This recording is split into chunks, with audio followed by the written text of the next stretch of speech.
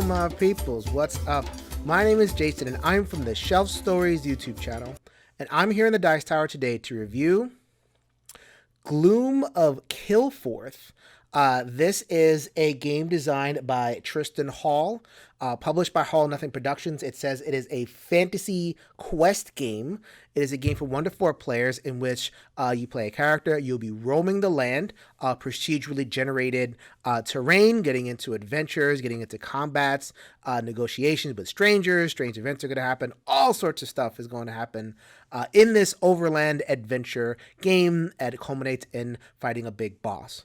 So without further ado, let's go to the videotape, and I will show you Gloom of Kilforth. All right, welcome to the world of Kilforth. So obviously the most striking thing just kind of immediately is this giant layout over here. So you have a 5x5 grid, 25 cards that represent the world map. And they're modular. So like, each time you play a game of Kilforth, the geometry of what you do and where you go is going to change. So I have my lady over here. She is the beginning character. She always begins at Sprawl City. Sprawl City does not have to be in the middle. It can be anywhere. And then you kind of like go wherever you need to. So the first thing you're going to do is you are going to pick ye old race and class, just like a classic role-playing game. In this case, I have picked the Dark Elf Wizard, which is a favored combination of mine. I always love to play scholarly classes. Wizard is definitely one of those. Every character has a stat layout. Going to be a little bit different. And also every character begins with 4 hit points, which also comprises your actions. So if you see these black hearts over here, they represent your action points. You always get as many action points as you have health at the beginning of your turn. More on that later. Okay, so I've chosen my race and my classes just to kind of give you a sense of what else is available. More races. I got vampire. Oh, human. Look at that. Human made it into the game. Orc, elf. I mean, I'm just showing you this because just to give you a sense of just the premium art quality that is available in Gloom of Kilforth. Classes, ranger, soldier, shaman, priest, all that good stuff. By the way, if you want a premium experience with the cards, these are oversized tarot size map cards. So that is an expansion that you can get called Pimp My Gloom. Not kidding on that one. Anyway, so other things that you choose at the start of the game, you choose your saga. So this is not a hack and slash. There is combat in this game, don't get me wrong. But really what impels the action is a narrative saga in 4 parts. So then, you read your flavor text, it usually kind of sets you up. I've chosen the Assassinate Lord for this game. To complete, it'll say do something, and I'll explain that in a little bit. Gives you the requirements. Once you do that, you progress to chapter 2, then chapter 3, and then chapter 4, 3 and 4. And then it will culminate in some kind of like big thing that you have to do. Usually, whatever the beginning saga name is. In this case, it would be Assassinate Lord. You get some kind of reward, and then, away we go. So that's how you get to the end game. Throughout, you are going to be bothered by the enemy. I have chosen the Prince of Ruin. This is modular as well. You can pick different enemies. Doesn't appear throughout the game. It only appears after you finish your final saga chapter. But throughout, you are going to feel his or her presence because they're going to be putting out plot cards. These don't really do too much, but if you let them hang out, you'll see ancient ability. The boss will kind of acquire these abilities, so you definitely don't want to leave these hanging out for too long. All right, so that is the beginning of the game. Let me go ahead and zoom in and show you guys a couple of sample actions. All right, I am zoomed in, and I'm ready to take my Dark Elf Wizardess on an adventure. So the way adventuring works is pretty simple. You get your action points, and initially you get 4, but you get more as the game goes on. You move. And every time you move to a spot that doesn't already have a card, you pull from the corresponding deck. So I've moved to a forest base. Looks like the lush jungle over here. So I'm going to pull from the forest deck. And in this case, it is a nymph. Oh, no. That's not so good. Because it is an enemy is going to attack you And it has a lot of dice. So like it'll say 5 combat. I, at the beginning, only have 2 combat. Generally, there's not going to be a lot of dice available to you. And in true old school D&D fashion, you're only going to have a success on a 5 and a 6. So that is a very, very bad thing. I could have spent an action to make myself stealthy, but I decided not to do that. So you have a combat round and you roll against each other, and every time you guys hit each other simultaneously, and then you lose health. So your health is going to slowly disappear, and if you don't heal up before the next turn, your action points for the next turn are also going to disappear. Very, very important to note that. But not all hope is not lost. Let's say I was hidden, then I would have the opportunity to sneak, which my Dark Elf happens to have a better sneak than all that.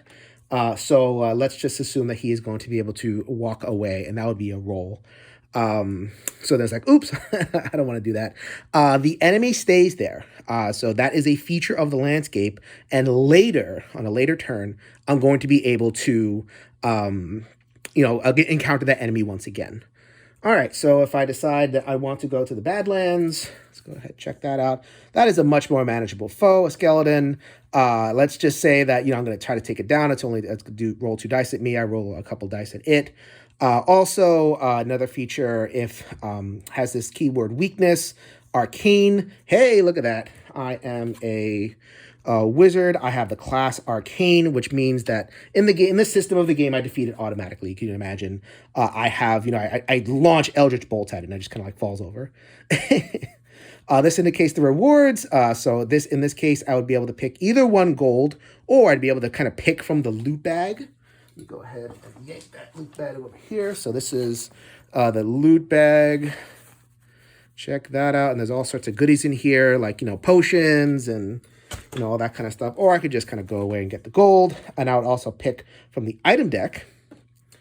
So then I'll pick an item. Oh, look at that. I get a little sword. You don't automatically get it. You would have to it would be in your hand and would have to travel to another area. And so in this case, the Endless Brackets, which is another one of the cards, and I'd be able to equip it. Okay, so that was successful. So I'm going to move over here, and I get to face a stranger. So this is where the game starts to kind of open up non-combat wise. It's there. I don't have to fight him or her. So I can just, do the action, and, just have her as a feature of the land. Or, and this gets back to my saga, I need to acquire cards that have these keywords. So like forest, mountain, and place. If she happened to have the keyword for that, so her keywords are neutral and plains, not what I needed, but if she did have, let's say, forest, I would want to defeat her or influence her. That is the influence stat. Somehow get this card from off of the board into my hand, and kind of collect these, and then eventually, when I have enough of the resources, move the saga along. So then, let's say, just kind of like rounding out the story, I have all sorts of things that I can do. I can go to places. I can fulfill quests. That's different stats to the test. I can have one-time events that kind of screw me over. There is all sorts of things that could happen in Gloom of Kilforth. All right, so very quickly, I'm going to show you the enemy turn. So let's say you spend all your actions, you do your thing. You would pull from the night deck, and the night deck will always have a place on it. So the Wretched Bog, and then the Orc Raiders will show up at the Wretched Bog. I would find the Wretched Bog somewhere around here, right down in the corner, and it would turn this area into Gloom. So then, so they'd be camped over here, and so Gloom, this is a bad area to be. So if you start your turn at this area, you get -1 health. Never want that to happen. And slowly, every single one of these cards, there are 25 cards in the night deck. Every single one of these cards are going to go turn into Gloom. All right, so last thing I'm going to show you is the The last stages of the game. So I have powered up, completed my saga. You see, I'm much more powerful, many more cards in front of me. Items and spells and allies and personal upgrades. Would you get these? These are always good. You get them at the end of every saga chapter. And really, what happens in this game is it means you roll more and more and more and more dice. You do get mitigation. You obviously the successes are only 5 or 6, but you get these fate tokens. You can also discard cards. So there is mitigation. It's not just kind of complete up to the fates. So as you can see, go ahead and zoom in right there. I have summoned the last creature. So my wizard over here is going to try to take that creature down, and it is a dice battle, back and forth, back and forth, back and forth. He injuring me injuring him, and eventually you either win or lose. There's no in between. That was Gloom of Kilforth at the table. Normally, how I like to review games is to talk about the thematic headspace that the game puts you in, and also the strategic headspace that it puts you in. Thematics being the imagination, the story, so to speak. And this game has a lot of that. I'll get to that in a second. But also the decision spaces, the tactics, how the game deals with dice and all that kind of stuff. So I will get to that later. Right now, I want to talk about the thematics, which I think is going to be the selling point of the game. The thematics of this game are excellent. Full stop. It is one of my absolute favorite of these types of games, and I've played many overnight adventure games. We're talking games from, like the Runebound for like that huge adventure on a sprawling map. We got Mage Knight for, much more thinky experience with the cards. There's so many of these games. I have to say that this game has the best, or generates the best, emergent narrative that I have seen in games. If not the best, but definitely one of the. I would be hard pressed to come up with another one off the top of my head that delivers just random stuff that happens. So like at the end of the game, you're going to have a sequence of events, and they're all going to come out of those decks. And that's kind of the secret sauce. This game does not skimp on the decks. It has tons and tons of stuff that comes out. So sometimes you might have had trouble with that nymph, lasted until the end of the game, or certain strangers have come out. In one game, the stranger, you negotiated with them, helped you go to the market, helped you, buy certain things, let to be on your merry way. Next game, stranger showed up. He just took him out. Events and just everything that comes out. The story that you can tell during and after the game, the story that happens in which you can immerse yourself through this game is really, really top notch. Helped by the art. If you've not seen this game before, this art rivals a lot of what you're gonna get in a Fantasy Flight or one of them really big kind of AAA productions.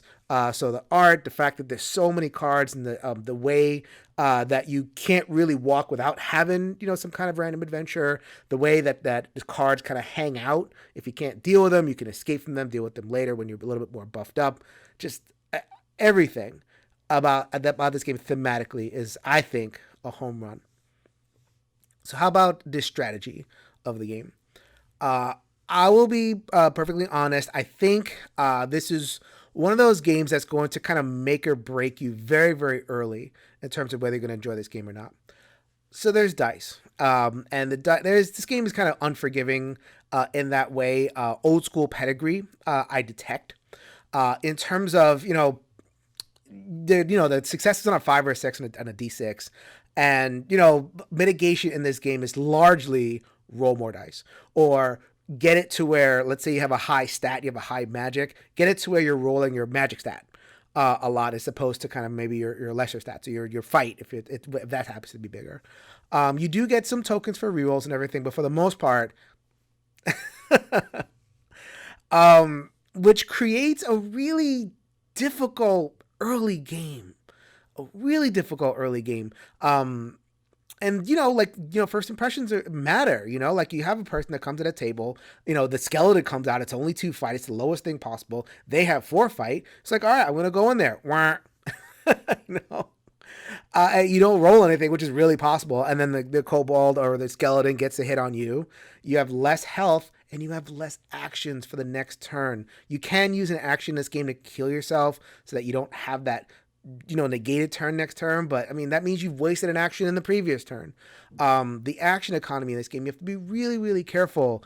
You know, I think the design is trying to evoke this sense that like you start small and you start weak, and you shouldn't be fighting, and you really need to like not fight. Your first or second chance.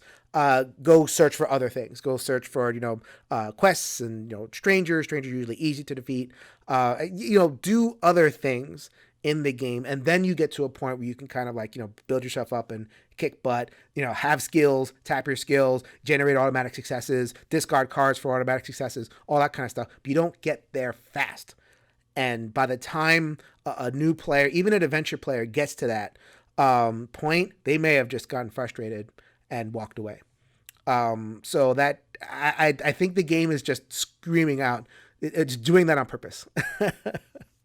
Sneak around, and that's very, very kind of first and second edition D&D. When you're a mage with a D4 hit points and you're fighting an ogre that hits for D6, sneak around. And so a lot of players not going to get that early. Anyway, so let's say you overcome that barrier. Let's say that you get into it and you're doing all the things that I described with the thematic immersion, and you're kind of making interesting decisions, leaving the card out there and not, the card that you can't quite beat, getting it back to it later. You're doing all the good stuff. And then you get to the end. And that boss that comes out is a fight. And I think for me, so that first part I don't have much difficulty with. I'm an old school D&D player. I played like first and second edition, so I get, like kind of trying to be careful. And I'm not as put off by, bad rolls as maybe, someone with a more modern sensibility. But that end boss, though, I think that bothered me a little bit more, in the sense that the end boss is always a fight. Always a fight. There'll be different permutations. Obviously, different bosses have different powers. Some of them, kind of enervate you, make you tap your skills. Some of them, just like big beefy though, like kind of rock you a little bit. But for the most part, it's you get to that duel, and it's just like roll, roll, roll, roll. Even if you have a character that is good at sneak or good at influence or good at some of the other skills, most of the time, like those personal upgrades will be, well, now you can use that skill to fight. Why did I pump up that skill? I mean, if everything kind of funnels to fight, is that really kind of like, I don't know, like I had a difficulty with that. Like, and I think, there's a lot of people out there that are going to, want to say, yeah, I want like a big rousing, combat in order to end the game. Yeah. But I'm also, like a Lord of the Rings fan. That didn't end with a big fight. I mean, it like at least when Frodo's end, it ended with like a almost like a negotiation. A will check, basically. Spoilers for Lord of the Rings, and it was just kind of like it was a different vibe at the end. And so the fact that this game kind of funnels you towards fighting and funnels you towards upgrades that improve fighting. It takes what felt very open. Like I just felt a huge openness in the beginning and middle of the game, and it kind of funnels you towards the same end. You might like that. You might really think that's awesome. And at the end of the day, I enjoy that too. I just wish that the game has so much promise of openness, and that kind of lands you in the same spot or similar spot depending on the boss. All right, so final thoughts time. I am going 8 out of 10 for Gloom of Kilforth, seal of approval. So I really dig this game. I mean, I got this game a couple of years ago, and I still break it out from time to time. Broke it a couple times to refresh myself on the rules and everything for this review, and I just enjoy it. I mean, I'm a thematic gamer, and this game just goes right for it with all those decks and all that beautiful art and the way that the assets kind of like just mix up, and you're just going to have a different experience and a different emergent narrative. Like they have the saga cards to kind of give you that through line, but I think that that's kind of like just to put you on some kind of rail. For the most part, it's a very, very open experience, very, very fun. It does give you that funnel towards the end, and there is dice. Oh man, there's mitigation, there's low tokens, there's all sorts of things, but it's at the end of the day you're rolling a lot of dice. With all the good and bad that comes with it, like you can just kind of roll your way into oblivion. But when you succeed and you have enough resource to kind of like mitigate and get you to a success, it is really satisfying. And thematically, this game is a home run. All right, so as I said in the beginning, I am from the Shelf Stories YouTube channel. Lots of gaming and gaming adjacent material, including my work as a psychotherapist. I have a series of segments called Shelf Help that I hope you enjoy. All right, so this is Jason reminding you, if you could change your mind, you could change the world. So until next time, later, everybody.